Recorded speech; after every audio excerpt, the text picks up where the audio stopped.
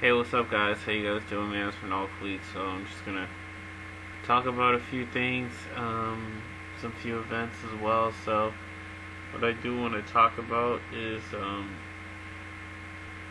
a few things. All right, I'm gonna talk about three things. Three things. First of all, thank you for Kobe Bryant for his retirement. Thank you for Kobe Bryant for his career, a successful 19, 20 years in the NBA, and then also thank you to Tim Duncan, who's drafted a year after Kobe Bryant, even though Tim Duncan's a bit older than Kobe Bryant. He got drafted a year after him, so it's kind of crazy how they retire. I was hoping Tim Duncan retired the year after to complete him playing for 20 years, and then Kobe Bryant played for 20 years, so that was kind of hard to believe. So one thing I could say to that is it was fantastic. So thank you to Tim Duncan for a successful 19 years and playing incredibly. You've been an inspiration for also kids today and kids back in the 90s, like me.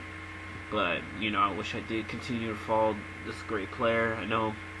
Funny thing is, just to go off on a tangent just a tiny bit, my brother said that the Celtics should have Tim Duncan. But, Spurs didn't even have that good of a year either. But however, the Celtics didn't have a terrible year.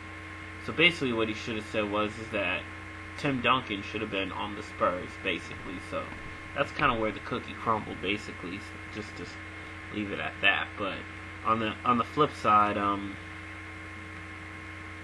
Tim Duncan should be, in the Hall of Fame in the future, basically. And I think it's been great. So Tim Duncan had the highest winning percentage in all four major sports as a player, and even the Spurs as well with the highest winning percentage in all four major sports, which I didn't even realize.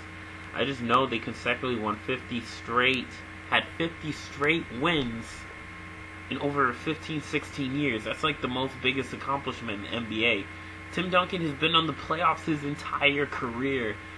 Who could have done something like that? Kobe Bryant couldn't even done something like that. He missed the playoffs 3 or 4 times, which is so hard to believe, and it's so painful to believe.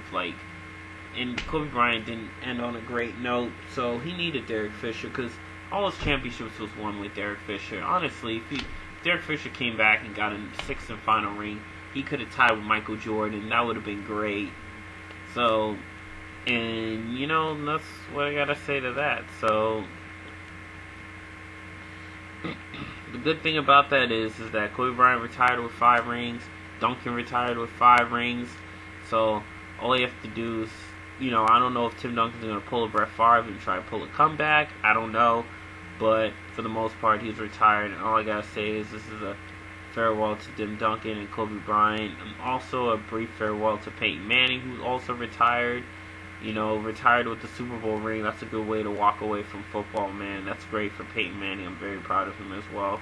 Thanks to the Denver defense. He has to thank them a lot, especially Von Miller, for having a phenomenal year and having a phenomenal season, and also playing the best phenomenal D for Peyton Manning to get his 2nd and final ring. So, gotta say to that is thank you, Peyton, for a great career. Thank you, Tim Duncan, and thank you, Kobe Bryant.